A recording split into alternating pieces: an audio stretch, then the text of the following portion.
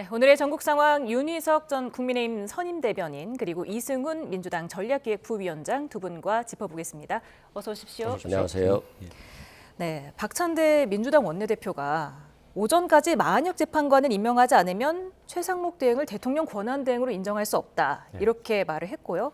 결국에 헌법상 의무를 이행하지 않는 한 대화 상대로 인정하기 어렵기 때문에 오늘 국정협의회 두 번째 회의는 보류하게 됐습니다. 어떻게 보셨습니까? 네, 박찬대 원내대표가 본인이 한 말을 그대로 실천을 한 거죠. 근데 대단히 아쉽습니다. 민주당 입장에서는 최상목 대행의 마한혁 재판관 임명 보류가 불편할 수는 있겠지만은 그 자리는 국정협의회, 즉 민생 안정을 위한 여러 협의를 위한 회의 자리였는데 그 이유를 들어서 참석조차 하지 않아서 결정 사항이 아예 없게 만드는 그런 행위는 거대 야당의 횡포라고밖에 말할 수 없습니다. 민주당이 민생 얘기하지만 실제로 생각하는 것은 민생이 아니고 역시 정치 투쟁, 정략적인 행태만 머릿속에 있다. 이것을 극명하게 국민들께 밝힌 것이나 다름이 없다. 저는 이렇게 비판하고 싶습니다. 예, 지금 여러 가지 경우의 수가 많기 때문에 최대행이 어떤 고민을 하고 있다고 보세요? 최대행이 짧은 시간 안에는 임명하지 않을 것으로 보여지고요. 결국 한덕수 총리에 대한 탄핵 심판 결과가 나와서 만약에 복귀했을 때에는 한덕수 권한대행에게 미루고 떠날 생각까지도 하고 있지 않나. 근데 이제 이런 모습들이 결국 헌법재판소가 위헌이라고 결정했음에도 불구하고 그 위헌 상태를 과거부터 지금까지 지속하고 있기 때문에 굉장히 오랜 시간이 흘렀거든요. 그래서 민주당 지도부에서는 굉장히 위헌 위법적인 행태고 그래서 국정협의체에서 최상목 대행을 인정할 수 없다. 이렇게 보신 것 같고요. 그 마음은 이제 충분히 이해는 하겠습니다만 또 국정이 너무 어려운 상황이고 또 민생 경제가 좀 어려운 상황에서 개인적으로 아쉬운 부분은 있습니다. 네. 지금 한덕수 총리가 복귀할 가능성을 대비해서 그때까지 최상목 대행이 임명을 하지 않을 것이다 이런 분석을 해주셨는데 동의하십니까? 충분히 그럴 가능성이 있습니다. 지금 평시 같으면 헌법재판관 임명 과정이 그렇게 어렵지는 않을 거예요.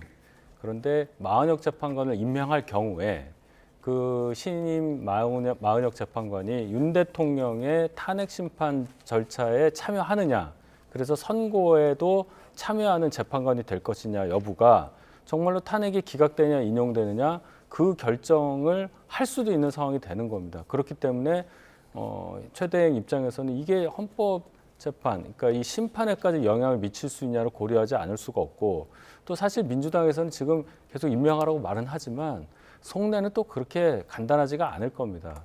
마한혁 재판관이 임명됐을 때 헌재에서 마한혁 재판관까지 포함해서 9명이 그럼 선고할 수 있도록 변론기를 갱신하고 절차를 늘려버리게 되면 선고가 대단히 뒤로 미뤄지게 되죠. 그런데 우리는 3월 26일에 이재명 대표가 2심 선고를 받게 된다는 것을 이미 알고 있습니다. 선후관계가 바뀌어버리게 되면 민주당의 대선 준비에도 대단히 영향을 미칠 가능성이 있기 때문에 겉다르고 속다른 행태를 민주당이 지금 이 사안에 대해서 보여주고 있는 것이다. 그래서 최상목 대행 입장에서는 굉장히 고민을 할 수밖에 없는 상황이 됐다. 이렇게 봐야 되겠죠. 예, 말씀하신 대로 민주당 입장은 미루어지는 시나리오는 원치 않는 거잖아요. 어떻습니까? 이게 헌법의 의무 아니겠습니까? 권한대행이 당연히 헌법재판소에서 결정했으면 당연히 임명해야 되고 지금까지 임명하지 않았는데 헌법재판 결과 기다려 보기로 했으면 헌법재판이 나왔잖아요. 그러면 받아야 되는데 이걸 하지 않는다. 이건 위헌적인 상태가 지속되는 건데 마치 국민의힘이 보수라고 표방하지만 실은 헌법과 법치를 위반하는 위헌정당과 마찬가지 역할을 하고 있는 거예요. 그래서 이건 좀 심각한 상황이고 이건 꼭 바뀌어야 되는데 아마도 윤석열 대통령의 눈치를 최상목 권한대행이 아직도 보고 있는 것 같아요. 과거 헌법재판 과정에서 중대한 결심을 통해서 변호인이 사퇴하겠다, 본인이 안 나갈 수도 있다, 이런 얘기들이 많이 있었는데 아직 헌법재판에 있어서 탄핵이 안 될 것이라고 하는 희망을 좀 가지고 있는 것 같고 자신의 희망을 위해서 헌법재판소 구성 권한을 침해한다?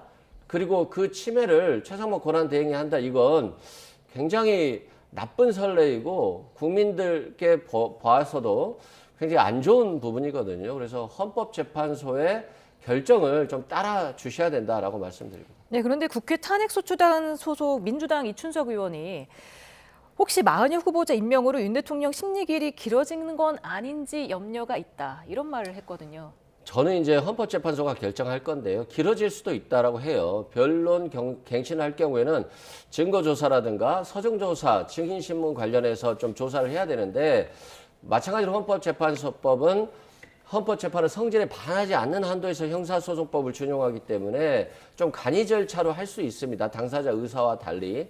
그럼에도 불구하고 너무 이제 빠르게 간이 절차로 할 경우에는 아니 헌법재판에 관여하지 않은 사람이 또 헌법재판한다라고 하는 불공정성 시비가 있을 수 있기 때문에 최대한 빨리 임명해서 재판 절차를 조금 더 강화시켜 주거나 그런데 만약에 헌법 선고 직전에 임명해버리면 굉장히 혼란을 가져올 수 있거든요. 그래서 최상목 대행이나 한덕수 총리가 너무 정략적으로 판단하지 않았으면 좋겠습니다.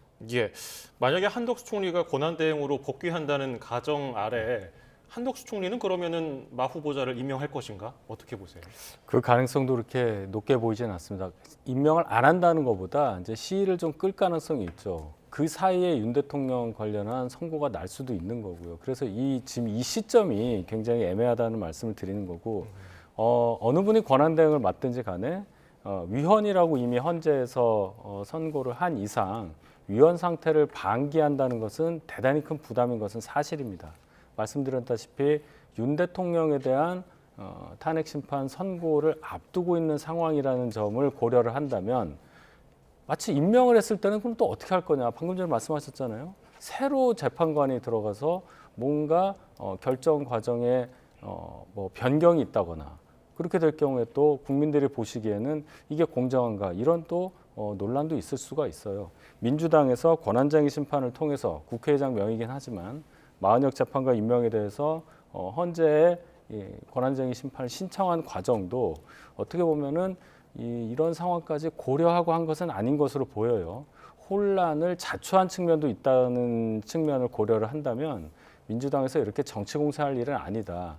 민주당 입장에서도 속내는 또 다를 수 있으니 이 문제는 글쎄요. 권한대행이 어느 분이 되든지 간에 시간을 끌 수밖에 없는 상황이라고 저는 봅니다. 네, 조금 전에 간이갱신을 얘기를 해주셨는데 오늘 또 형사재판 갱신 간소화 새로운 규칙이 오늘부터 시행이 됐습니다. 대법원이 공포를 했는데 그렇기 때문에 원래 기존에는 간이갱신을 하려면 윤 대통령 측 그리고 청구인 측 양쪽 다 동의를 받았어야 했는데 네. 오늘부터는 양측 동의가 필요가 없더라고요. 네, 뭐 그런 상황을 생각을 한다면 마흔역 재판관 임명해서 구인 체제로 가더라도 뭐 별로 그렇게 시일이 더 걸린다거나 하지 않을 수 있다. 이 말씀으로 제가 이해를 하는데 어찌되었건 처음부터 참여하지 않은 재판관이 최종 선고 과정에 참여한다는 것은 달라지지 않죠. 그 부분에 대한 논란은 있을 수밖에 없고 또 이런 부분이 있습니다. 마흔역 재판관을 임명했을 경우에 헌재에서 마흔역 재판관 신임 재판관을 9명 체제로 인정을 한다. 그래서 선고 과정에 들어온다. 이렇게 할 경우에 그러면 선고 결과에 대한 선고 과정에 있어서의 헌법재판관들의 의견이 어느 정도 나뉘어 있냐를 예측할 수 있습니다. 뭐 한간에 5대3 뭐 이런 얘기 있잖아요. 인용이 6명 이상이 되어야 그 인용이 되는 것이니까 그런 상황까지 예측하게 하는 상황을 헌재에서 만들까 이런 생각도 저는 해봅니다. 그래서 이 문제는 정말 복잡하고 어려운 문제다 이렇게 봅니다. 예, 그러면 이제 앞으로 민주당의 국정협의체 참여는 무기한 연기된 건가요? 최상목 권한대행의 역할이 중요할 것 같은데요. 이게 계속 미루기만은 쉽지는 않아요. 왜냐하면 오늘 같은 경우 트럼프 대통령이 관세 정책 때문에 아무래도 외환시장이 굉장히 많이 출렁이었거든요. 주식시장도 마찬가지고요. 그런 측면에서는 민생경제 특히 중소기업들이 외환시장 때문에 힘들 수가 있어서 참여를 해야 되겠습니다만 또한 경제부총리가 뭡니까? 대한민국의 경제를 책임지는 사람 아닙니까? 그렇다라고 한다면 이런 위기 상황에서 오히려 헌법재판소의 결정을 위배하는 그런 행동들을 지속하면 안 되겠죠. 그래서 야당도 협조하고 노력해야 되겠습니다만 최상목 권한대행이 경제부총리로서 그 책임감을 다 해야 또 그래서 헌법재판관을 빨리 임명해야 된다라고 말씀드립니다. 말씀하신 대로 한덕수 총리가 언제 탄핵 심판 결과가 나올지도 아직 나오지 않지 않았습니까? 그렇기 때문에 언제까지나 이렇게 임명을 미룰지 최상목 대행이 느끼는 압박감이 상당할 것 같아요. 사실 지난번에 2명 헌법재판관을 임명할 때도 여당 반대가 있지 않았습니까? 그렇죠. 그러니까 최상목 대행이 뭐 사실 대행의 대행이라는 말을 하는데 그런 말은 없습니다. 그냥 권한 대행은 맞지만 그 갑자기 권한 대행을 맡게 되고 벌써 이제 2달이 지났습니다. 이런 상황이어서 이 계속되는 부담을 계속 안고 가기가 개인적으로 대단히 어렵게 생각할 거라고 생각합니다. 한덕수 총리에 대한 이 탄핵 심판 변론기일이 지난 19일에 끝난 걸로 알고 있어요. 윤 대통령에 대한 탄핵 선고에 앞서서 한 총리에 대한 탄핵에 대한 결론이 나올 것으로 보이기 때문에 일단 제가 볼 때는 한덕수 총리가 복귀하는 것을 상정을 하고 지금 좀 시간을 보지 않을까 이런 예측을 해봅니다. 예. 여야는 이제 3일절인 내일 또 탄핵 찬반 집회 집결할 것으로 보이는데 새 결집 효과가 어느 정도 좀 나타날까요? 굉장히 많이 나타나겠죠. 일단은 윤석열 대통령 측에서는 탄핵 반대가 다수 의견인 것처럼 굉장히 무력 시위를 좀 할 것 같아요. 그래서 많은 사람들이 모일 것 같은데 우리가 법을 지켜야 되잖아요. 근데 꼭 대통령 측 변호인이라든가 또는 국민의힘이라든가 일부 사람들이 자꾸 선전선동하고 뭐 거짓말을 하고 그걸 확대 재생산하는 과정에 있어서 국민들이 굉장히 현혹된 부분이 있어요. 그런 측면에서 만약에 정치인들이 잘못하고 있다라고 한다면 국민들이 오히려 정치를 끌어가 주셔야 되지 않을까 싶고요. 또 기대치를 없애기 위해서라도 우리가 선관위에 야구방망이와 복면을 가지고 갔잖아요. 그리고 국회에는 계엄군이 오고 그래서 국회의원들을 끌어내 또는 체포조가 운영돼서 야당 대표, 뭐 국회의장 그리고 뭐 전 대법관 그리고 현 대법관까지도 체포하려고 하는 시도 포고령을 통해서 의사를 처단하라. 이런 모습들이 좀 정상적인 국가가 아니거든요. 그러면 정상적인 국가로 가려면 헌법재판소가 신속하게 결정하고 그 결정을 여야 그리고 국민이 승복하는 것들이 중요한데 지금 그러한 승복을 하지 않기 위한 전초전으로 자꾸 집회로서 사람들을 끌어들인다는 측면에서는 굉장히 우려스러운 측면이 굉장히 높습니다. 헌재 이제 결정이 나오게 되면 국민 분열이 더 증폭되는 거 아니냐 이런 우려가 많이 나오고 있지 않습니까? 저는 그렇게 생각하지 않습니다. 인용이든 기각이든 양쪽에 대한 기대를 갖고 있는 국민들이 굉장히 한 반반 정도로 나뉘어 있고 뭐 어느 쪽이 많다 적다 이런 뜻은 아닙니다.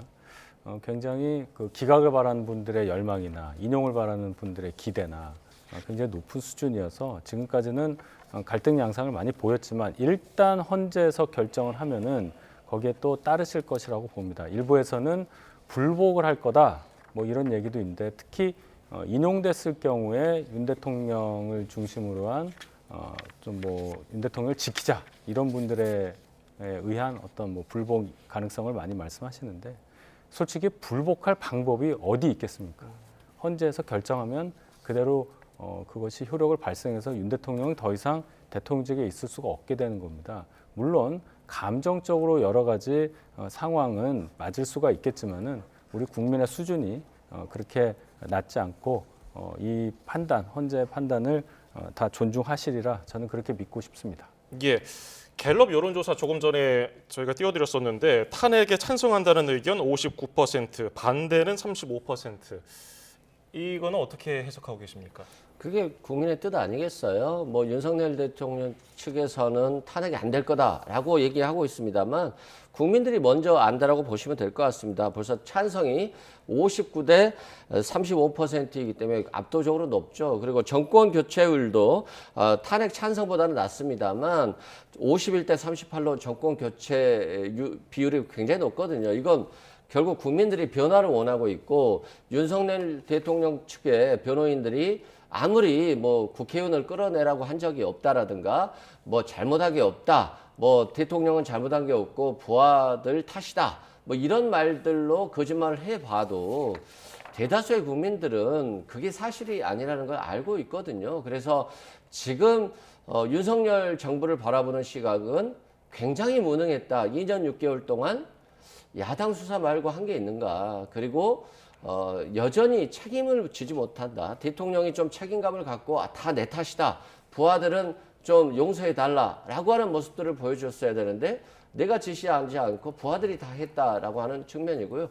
마지막까지 통합보다는 사과보다는 반성보다는 자신의 잘못이 없다라고 하면서 탄핵의 기각을 바라고 있기 때문에 그걸 바라보는 국민들의 어떤 차가운 시선, 그게 여론조사로 연결되지 않나 싶습니다. 네, 여전히 탄핵 찬성 비중이 높긴 합니다만 지난주보다는 1%포인트가 하락을 했고 탄핵 반대는 1%포인트 상승을 했습니다.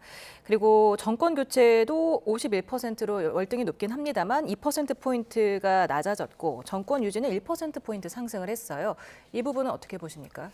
예, 숫자만 보면은 조금 변화가 있긴 한데 통계적으로 크게 유의하다고 볼 수 없는 수준이어서 전주와 거의 같은 의견을 국민들께서 보여주셨다 저는 이렇게 생각을 하고 일단 이제 정권 교체, 정권 유지 계속 물어보지 않습니까? 이것은 혹시 있을지 모를 조기 대선의 결과를 예측하는 그런 결과로 쓰이기에는 좀 부적절하다고 봐요. 여론조사는 선거하고 다르고 또 여기에서는 후보가 없지 않습니까? 지금 저희 당이 배출한 윤석열 대통령에 대한 탄핵 심판이 진행된다는 상황을 가정을 한다면 정권이 교체되는 게 맞느냐, 정권이 유지되는 게 맞느냐 이 질문은 당연히 정권 유지라는 답이 적을 수밖에 없는 겁니다. 그런데 만약에 조기 대선이 있을 경우에는 각 당이 후보를 낼 것이고요. 그 후보에 따라서 특히 대선은 후보의 역량에 따라서 선거 결과가 많이 바뀔 수 있는 선거이기 때문에 이 여론조사 결과를 있을 수 있는 조기 대선의 결과로까지 연장하는 것에 대해서는 좀 유의할 필요가 있다. 이런 말씀을 덧붙입니다. 예. 자, 그런가 하면은 감사원의 채용 관련 감사 결과와 함께 또 헌법재판소가 감사원이 독립적 헌법기관인 선관위를 직무 감찰하는 건 위헌이라는 결정도 내렸거든요. 두 가지 이슈 어떻게 보셨습니까? 그렇죠. 그만큼 이 선거는 중요하다고 본 거예요. 중앙선거관리위원회에 대해서 대통령이 자꾸 개입하면서 뭐 감찰하겠다, 뭐 하겠다라고 하면서 영향력을 끼친다라고 한다면 그게 결국 부정선거로까지 이어질 수 있거든요.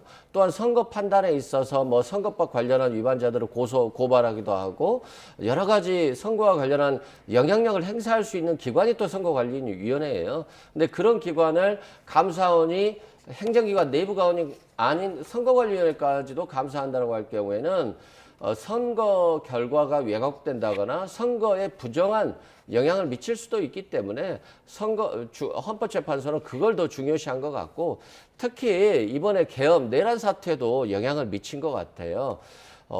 정말 황당하게 부정선거에 대한 근거도 없는데 부정선거가 있다는 전제하에서 선관위에 계엄군이 가고 그리고 핸드폰을 압수수색 영장도 없이 빼앗고 그리고 야구 방망이와 복면이 갔다는 측면에서 얼마나 위기감을 느꼈고 또 선거관리위원회 위원장은 대법관이잖아요. 노태학 대법관인데 이분도 체포 명단에 지금 포함되어 있다라고 보고 있기 때문에 선거가 이렇게 중요한 사안이었구나. 그래서 대통령이 너무 무리한 있을 수 없는 행동을 했구나라고 보고 있어서 이러한 것까지도 이번에 헌법재판소 결정에 영향을 미치지 않았나 싶습니다.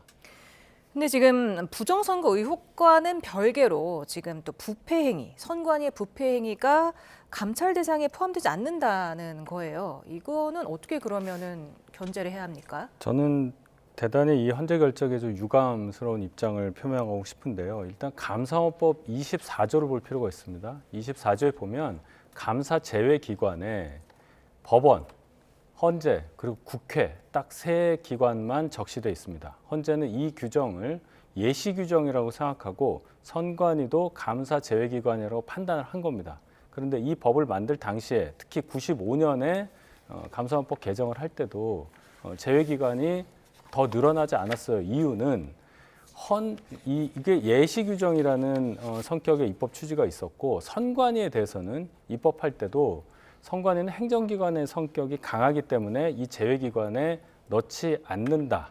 이런 회의 내용들도 전해지고 있습니다. 그러니까 입법 취지를 감안을 한다면 이 감사원의 감사 제외기관이라는 것은 예시 규정이 아니라 완전히 확정적인 이 세 군데 외에는 다 감사를 할 수 있다. 이런 취지로 감사원법이 제정됐다는 것, 이것을 하나 말씀드리고, 그러면 선관위에서 뭐 친인척 채용하는 게 전통이라고까지 얘기하고 있는 이 상황을 누가 통제를 할 것이냐, 여기에 대해서도 뭐 민주당에서는 이런 얘기를 해요. 국회에서 하면 된다고 하는데, 이 선출직 의원들로 구성된 국회가 선관위를 과연 세게 감사할 수 있는 위치가 되느냐.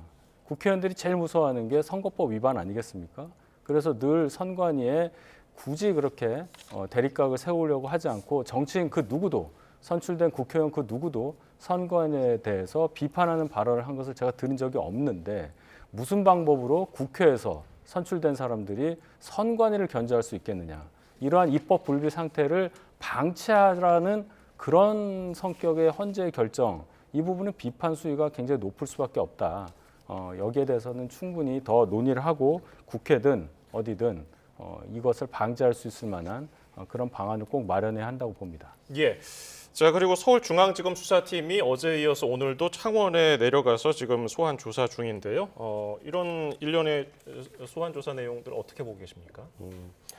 이게 너무 늦었어요. 실은 뭐 조기 대선이 가시화되고 있기 때문에 검찰에서 빨리 수사를 했어야 되는데, 아무래도 피의 대상자가 윤석열 대통령과 김건희 여사였기 때문에 이분들의 어떤 공천 개입 문제, 그리고 공천 거래 문제, 그리고 정치자금법을 수수한 문제, 그리고 여론조사를 조작한 문제와 관련해서 어떤 위법이 있었느냐를 밝혔어야 되는데, 윤석열 대통령이 굉장히 이 사건을 막았을 것으로 보고, 이번에 탄핵 소추된 이후에서야 이제 수사가 제대로 되고 있는 거거든요. 그래서 조금 너무 늦었다. 그래서 또 야당에서 특검을 하니까 지금 수사하는 척을 하는 거예요. 이게 특검 막기용이거든요. 그런 측면에서 대한민국 검찰의 위상이 윤석열 정부 들어서 정말 너무 땅에 떨어졌다. 그리고 지금이라도 뭐 회복하려고 한다면 원리 원칙대로 잘 해야 되는 거죠. 야당에 있어서만 집중적으로 하다 보니까 결국 그 후폭풍이 윤석열 대통령과 검찰에게 오는 거예요. 그래서 지금이라도 계산하지 말고 신속하게 수사하는 것이 그나마 검찰의 어떤 권위를 회복하는 것이다라고 생각됩니다. 네. 지금 어제 야당 주도로 국회 본회의를 통과한 명태균 특검법이 오늘 정부로 이송이 됐기 때문에 3월 15일까지가 공포를 하거나 아니면 최상목 대행이 제2요구권을 행사를 해야 하는데 어떤 선택을 할 것으로 보십니까? 일단 이 법안에 대해서는 특검이 가져야 될 이 보충성과 예외성을 충족하지 않은 법안이라고 최상목 대행도 생각할 여지가 많죠. 저희 당에서도 거부권 행사를 요청했잖아요. 게다가 정치적으로 봐도 결국 국민의힘 내부를 향한 압수수색이라든지 집중 수사가 가능해서 있을 수 있는 뭐 조기 대선 국면과 맞물리게 되면 대단히 불리한 상황이 됩니다. 그래서 이 상황에 관련한 판단을 하게 될 최상목 권한대행 입장에서는 아마도 제2요구권을 행사하지 않을까 이렇게 저는 예상을 합니다. 제2요구권 행사로 국회로 돌아와서 재표결하면은 여당 내 이탈표가 있을 거라고 생각하시는지요? 뭐 김상호 의원 한 명밖에 없을 것 같은데요. 그래서 저는 국민의힘이 정말 보수 정당이 맞나, 보수 정당이라고 한다면 과거에는 헌법을 수호하고 법치주의를 강조하고 또 민주 진영에서는 뭔가 변화를 또 바라는, 개혁을 바라는 이런 모습들이었는데, 국민의힘이 내놓고 헌법과 법치를 무시한다는 것, 그리고 상대에게만 헌법과 법치를 요구하고 자신과 가족과 국민의힘 자신에게는 너무 관대하고 법의 잣대를 들이우는 것을 회피하고 있었기 때문에 결국 무너진 거 아닙니까? 그럼에도 불구하고 지금까지도 그걸 거부하고 있다는 측면에서는 정말 무능하다, 그리고 무책임하다, 이런 말씀 드리고요. 오세훈 시장도 뭐 만났네 안 만났네 하지만 또 만났다는 거, 그리고 홍준표 시장도 뭐 여론조사 결과 안 받았다고 하지만 본인의 양아들이라고 하는 사람이 검찰에 가서 여론조사 결과를 홍준표 측에 전달했다, 뭐 이런 진술을 했다라고 기사가 나오고 있거든요. 그런 측면에서는 역시 특검을 거부하는 자가 범인이다라고 윤석열 대통령께서 말씀하셨는데 결국에는 거부의 거부를 통해서 자신의 범죄 사실을 은폐하려고 하는 것 그거 이상도 이하도 아닐 것 같습니다. 네, 지금 명태균 씨를 오늘 오전부터 또 서울중앙지방검찰청이 조사를 하고 있고 그런데 오늘 서울중앙지검이 공수처를 압수수색에 나섰습니다. 영장 청구 허위 답변 관련해서죠? 그렇죠. 소위 윤석열 대통령 체포 또는 구속 과정에서 영장을 청구할 당시에 영장 쇼핑했다는 그런 의혹을 받지 않았습니까? 왜 중앙지방법원에서 받지 않고 서부지방법원에서 받았느냐? 또 서부지방법원에서 영장 발부받기 전에 중앙지검을 거쳤는지 안 거쳤는지 그 해명이 오락가락했다. 그래서 이거는 뭐 수사로 밝혀야 될 상황밖에 안 되기 때문에 수사기관끼리 의 관계에서 좀 보기가 어려운 검찰이 공수처를 압수수색하고 강제 수사에 들어가는 그런 상황까지 지금 저희가 보고 있습니다. 공수처가 여러 가지 어려움에 있는 상황은 이해할 수 있지만 지금 윤석열 대통령 관련해서 보여져 왔던 체포 구속 과정 그리고 수사 과정 여러 가지를 볼 때 급조된 조직에 보여줄 수 있는 여러 난맥상을 그대로 보여줬습니다. 저희가 공수처 출범을 반대했음에도 불구하고 문재인 정권 때 법안이 통과되는 바람에 21년 1월 달부터 공수처가 출범을 해서 지금까지 존재하고 있는데 이렇게 수사기관을 급조하고 수사권을 여러 기관으로 분산하고 기소권까지 어디 있는지 중간에 공백이 생기고 그러한 거 저희가 다 지적한 게 현실이 되고 있습니다. 공수처의 존재에 대해서 공수처를 앞으로 어떻게 처리할 것인지 적어도 이 부분에 대해서는 민주당이 답변을 미리 준비해야 될 것이라고 생각합니다. 오늘 압수수색 어떻게 보셨습니까? 그 좀 국가가 위기 상황이죠. 뭐 검찰이 공수처를 압수수색하고 검찰이 경찰을 압수수색하고 경찰이 또 검찰을 압수수색하려고 윤석열 정부의 자화상 같다는 생각이 들어요. 지금 검찰총장 누가 임명했습니까? 윤석열 대통령이 임명을 했고 공수처장 누가 임명했죠? 윤석열 대통령이 임명했어요. 저도 개인적으로 아시는 분이지만 보수 성향이고 인품이 있으신 분이에요. 그리고 판사 출신입니다. 그래서 수사에 대한 경험이 없어요. 그런데 갑자기 내란이라는 사태를 맞아서 상당히 당황했을 것이고 또 압수수색하러 가고 체포하러 가는데 저렇게 대통령 관절을 요새화해가지고 경호처를 동원해서 막아내는 것 이것에 굉장히 당황했을 것 같고요. 이제 그런 모습은 뭐 이해는 합니다만 그렇다 할지라도 뭐 잘해야 되는 게 국가기관 아니겠습니까? 부족함이 있다면 비판을 받아야 되겠죠. 그런데 이게 결국에는 윤석열 대통령이 만들어낸 부실함이거든요. 아니 공수처에 수사권이 없으면 나 경찰에 가서 수사받겠다 하면 되는 거 아닌가요? 아니 그리고 빨리 특검해라. 검찰과 공수처에 수사권이 없으니까 나 특검하면 특검 받겠다고 하면 되잖아요. 특검도 거부하고 경찰 수사도 거부하고 검찰, 공수처 다 수사 거부하면 뭐 어떻게 하자는 거죠?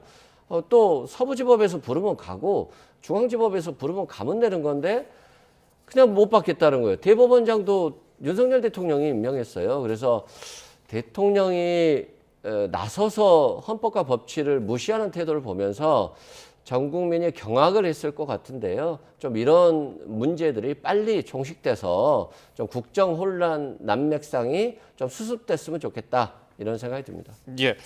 자 그리고 이재명 대표 얘기를 좀 해보죠. 비명계 인사들을 한 명씩 번갈아가면서 만나고 있는데 어제는 이제 임종석 전 대통령 비서실장을 만났고 운동장을 넓게 쓰자 통합 의지를 보였는데요. 어떻게 해석하십니까? 지금 이 시점에서 이재명 대표는 그런 통화 행보를 안 할 수가 없는 상황일 겁니다. 왜냐하면 작년 총선 공천 과정에서 비명계를 거의 이런 표현 좀 그렇지만 학살하다시피 했던 상황.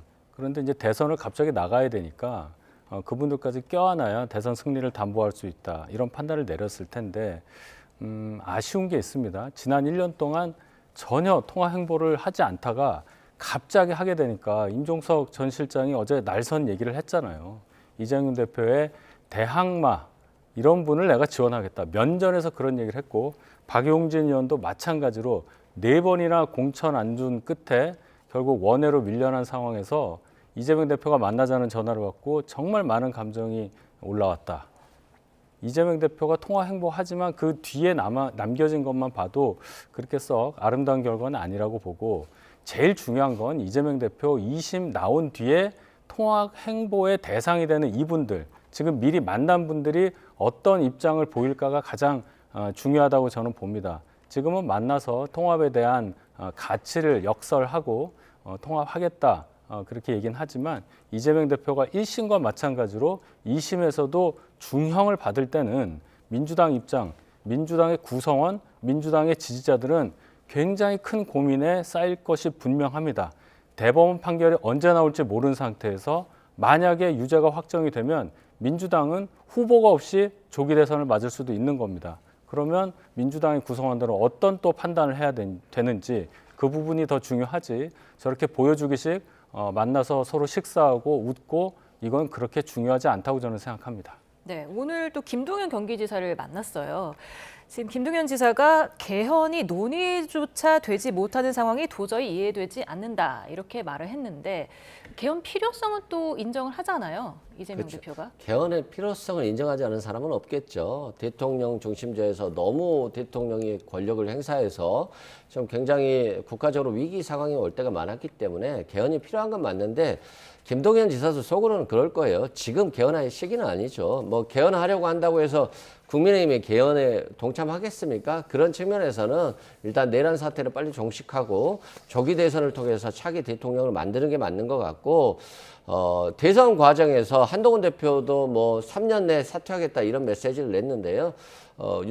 이재명 대표도 그런 메시지를 낼 거라고 봐요. 그래서 개헌이 필요한 건 맞다. 근데 지금은 내란을 극복할 때다 맞고요. 또 김부겸 전 총리든 김경수 전 경남지사든 만나는 게 좋잖아요. 왜 만나는 게 의미가 없습니까? 한 번 만나고 두 번 만나면 친해지지 않겠어요? 그래서 자주 만나는 건 좋고 우리가 윤석열 대통령을 봐야 될 것 같아요. 뭐 이준석도 쳐내고 김기현 전 대표도 대표 만들었다가 쳐내고 한동훈 대표도 만들었다가 또 쳐내고 뭐 이런 과정들이 있었잖아요. 그러면서 자기의 지지 세력들이 계속 좁아져 버린 거 아니겠어요? 결국 그래서 탄핵으로 스스로를 몰아갔다라고 생각되는데요. 만나면 만날수록 좋고 대화하면 대화할수록 좋다. 지금 이재명 대표가 부족하게 보일지 몰라도 이런 과정을 통해서 이재명 대표의 진심이 좀 전달되고 또 반도체 특별법 등 국가 전략 산업에 대해서는 굉장히 국가 경쟁력 제고를 위해서 열심히 할 것이기 때문에 실용주의를 표방하는 이재명 대표의 유능함도 국민들이 대통령을 한번 만들어 놓으시면 볼 수 있을 것 같다 이런 생각이 듭니다. 네, 말씀하신 대로 한동훈 전 국민의힘 대표가 대통령이 되면 개헌을 이끌고 3년 뒤에 물러나겠다 이렇게 발언을 했고요. 지금 여권 대권 주자 중에서 지지율이 가장 높은 김문수 고용노동부 장관이 오늘 보수의 심장이라고 불리는 대구를 찾았습니다. 어떻게 보셨습니까? 한동훈 전 대표가 개헌 얘기를 꺼낸 것은 잠재적인 대권 주자들이 의례적으로 하는 그런 얘기와는 전혀 다릅니다.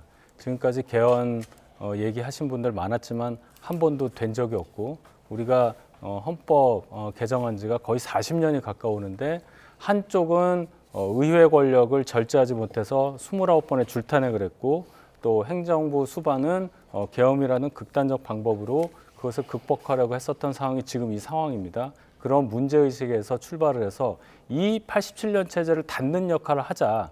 그러기 위해서는 그동안 아무도 희생하려고 하지 않아서 개헌이 되지 않았던 상황을 타개하자.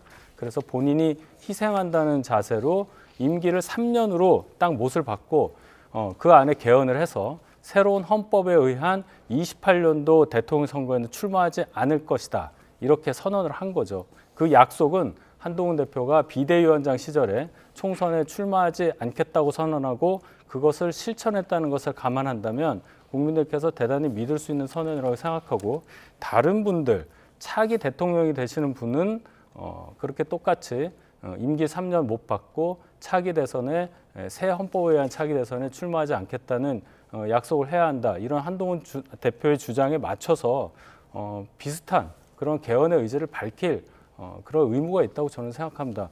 이거는 이재명 대표가 답변만 하면은 거의 실현이 가능한 일이기 때문에 이재명 대표가 과연 이 부분에 대해서 어떻게 생각할지 대단히 궁금하다는 말씀을 덧붙입니다. 예, 이런 가운데 권영세 국민의힘 비대위원장이 이명박 전 대통령을 예방했거든요. 어떤 의미가 있다고 보시는지요? 뭐 의례적인 절차가 아닌가 싶어요. 뭐 전직 대통령 만나서 좀 조언도 듣고 지금 정세에 대해서 얘기도 듣고 뭐 이런 정도 수준인 것 같고요. 또 뭐 필요했다라고 한다면 좀 빨리 만났을 건데 좀 너무 늦었다 이런 생각이 들고요. 한동훈 대표가 대통령이 된다라고 한다면 뭐 약속을 지킬지 모르겠습니다만 대통령 되기가 굉장히 어려울 것 같고요. 우리나라 대통령들이 박근혜 대통령도 실은 3년 만에 탄핵됐어요. 그리고 다시는 탄핵이 안 왔으면 좋겠다. 왜 그러냐면 국가가 위기에 몰리는 거잖아요. 그 국정이 분열되는 것이고 굉장히 나쁜 선례였는데 설마 했는데 윤석열 대통령이 또 다시 내란을 통해서 3년 대통령이 된 거예요. 이건 국가적인 불운이거든요. 근데 차기 대통령이 돼서 3년 한다? 그건 안 될 것 같고요. 국정은 최소 5년은 필요합니다. 그래야지 대한민국이 좀 다시 바로 설 수 있고 대한민국이 나아갈 수 있는 것이지 대통령 3년 해가지고 어떻게 되겠습니까? 차라리 조금 이번에 쉬시고 다음에 나오는 것도 괜찮지 않을까 싶습니다. 네, 오늘 말씀은 여기까지 듣겠습니다. 윤희석 전 국민의힘 선임대변인 그리고 이승훈 민주당 전략기획부위원장과 짚어봤습니다. 감사합니다.